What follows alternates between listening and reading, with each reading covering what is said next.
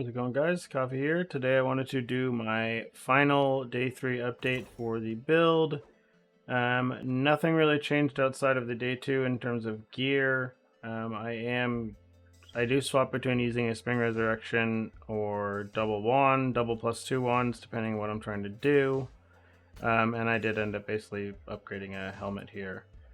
For the sake of testing, I do know some people were saying they were having some DPS issues. So I'm just going to take this out just to see, just because people are saying their damage is drastically lower. Since that's hard to replicate, I'm just going to go ahead and take that out and remove it. And then we're just going to go ahead and do a test on what we have. So basically what you want to be doing with this is as soon as you have your 5 charges of Thundercloud, you're pretty much just holding right click for Sparkle, and then you're just hitting W for your freezing transmission. You're not really touching Thundercloud as much anymore. You'll maybe get it up to a couple charges, things like that. Just so, basically the main reason why we are using Thundercloud and stuff is to maintain our ailments here. So if for some reason you do not have all of your ailments, this is where having a necklace helps. So in my case, I have a necklace that has Trauma and Wilt on it. The most important one to try to get on your necklace is Trauma. The other additional one can be Wilt or Shock or Ignite. It doesn't really matter. Basically, Ignite probably being the worst to get on there, but it's still useful in some degree. So in regards to the ailments, the reason why I am using the things that I do on here specifically are to hit specific ailment levels, depending on what I'm trying to do. So in my case, because I have added erosion, I don't need to be running it on my frigid transmission. For others, I'd recommend it. Basically just put it on your frigid transmission. If you're doing hard bosses, you can put it on your Thundercloud to maximize your boss damage if you really need to, but the uptime on it on frigid transmission is still decent and it's fine.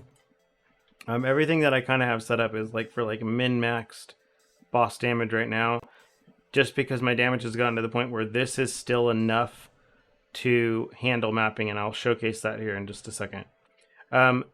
These are very important, and these are going to give you a big damage boost if you have them.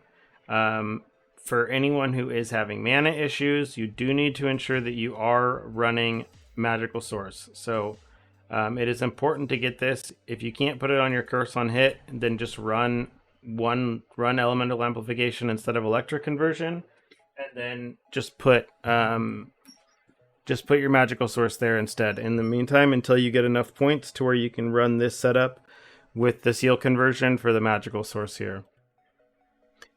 When it comes to mapping, I mean, again, this stuff is just kind of trying to push damage as much as I can, but I will showcase the mapping experience here right now. A lot of the times for mapping, if something is not that hard, or if I'm basically wanting to play even safer, I will just run a Spring Resurrection still. So, I mean, I'll just run those just to showcase for you guys. It does make things just a little bit more stable. You don't need the corruption that I have on there. I don't even know if 2% of my life, I mean, I guess it's slightly more life than what I have, but realistically, it's like if you're going to get killed by something, you're most likely just going to end up falling over and dying. So let's go ahead and do Demiman Village. This is my favorite map, so we're going to stick with this. And we'll showcase, I guess, how I go about mapping on this, since I know a lot of people were asking about it. So for me personally, again, I run up, I'm just charging my Thundercloud here, and then I'm basically just running around and I'm hitting freezing transmission to continue. If there's something that has a lot of HP and it's not dying from the Thundercloud alone, that's when you'll see me hold right click a little bit in order to sparkle. But other than that, I'm just basically re-tapping Thundercloud every few seconds to make sure that it's getting full charges again. And then I'm just running through everything. I'm typically just looking for the monsters for the League mechanic to make sure those are all dead. If there's some straggler that gets left behind, I'm not really that worried about it. Unless it's something that gives stuff for the League mech here. We didn't get a Malice this time, but I was hoping we'd get one just so I could showcase. Basically, Malice and like some of the other elite mobs are the ones where you may have to throw a sparkle out there every now and then. It is nice to just sparkle every few seconds because it is on spell burst, and then you can see here basically that's when you actually use your sparkle, is there on the bosses. For these, my gamble rate is extremely low, so I always say no to the gamble if I do get it. Other than that, you just click it. As soon as you click claim rewards and click claim, if you hit escape here, you can speed yourself up and save yourself a few seconds instead of having to wait for that animation. But other than that, I do that and move on. So again, when it comes to bossing, you're starting the fight with your Thundercloud charges. As soon as that's charged up, you pretty much aren't hitting it anymore. From that point, you're literally just holding right click and you're just spamming W to basically, abuse whatever resets you're getting, and then using Sparkle. You may tap Thundercloud a few more times throughout the fight, but that's about it. Oh, I just realized this thing. I have this thing on here. It doesn't really do much. I don't think things are lasting long enough for that, but I'll take it off. I'll show you the rest of my slates as well. There's just a little bit of damage on my slate. Damage cast speed, some spell burst charge speed, damage, some extra resistances, things like that, and then just again some skill radius, some LA pen, things like that. For the sparkle, I did start running Psychic Burst on here, just because as I've pushed up here toward that level 95, I was able to adjust my tree. Because I was able to get some other skill radius, I dropped this now. You don't really need this. Once you end up getting some extra skill radius on the tree, you can start to get really greedy with things, or in my case, extra defensive. I picked up these life nodes, and then I'm basically leaning into Spell Burst as much as I can because it's a lot of extra boss damage. I still have the skill radius on Elementalist, so I just dropped it on the other tree. For Warlock, I believe nothing really changed here either from what we were seeing before. Nope. Everything pretty much the same. Let's showcase again one more time without that extra chaos thing. It does make it a little bit easier to see your Thundercloud here. So again, charge up your Thundercloud, hold your right click, and then you're basically just spamming W and hitting Q and spacebar, maybe a little bit in between. But pretty much you're just, again, you're using your Sparkle and you're using your Thundercloud.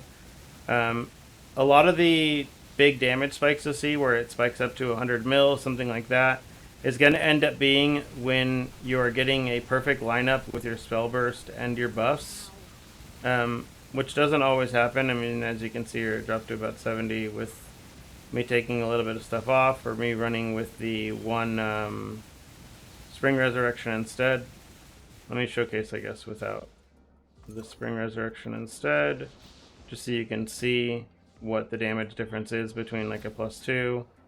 So again, we're going to charge up our Thundercloud, hold right click, and then basically we're just spamming W, hitting Q every now and then, and hitting space as well, since we did put that overclock on the W. We'll tap E basically every now and then just to ensure we're keeping up at least a few stacks on Thundercloud, since it is what is providing our shock right now. But as you can see, this is what, 86 mil, 100 mil, somewhere around there. It really depends. I can tell you that it is basically a little inconsistent because of, in terms of the actual spike damage, just because it is kind of reliant on basically lining up these buffs that you are getting from Euphoria on hit along with your spell burst, getting that to come through. But most importantly, I'd say look through and make sure you're seeing all of the elements come through. So if you make sure you're seeing trauma, make sure you're seeing shock, make sure you're seeing your wilt or whatever it may be. Certain things you are going to be getting from certain stuff. So if you are running full conversion on Sparkle, you're not going to be getting shock unless you put an added lightning on frigid transmission. And then in my case, I took lightning to cold off of my Thundercloud because I have enough Thundercloud damage, so I haven't needed that.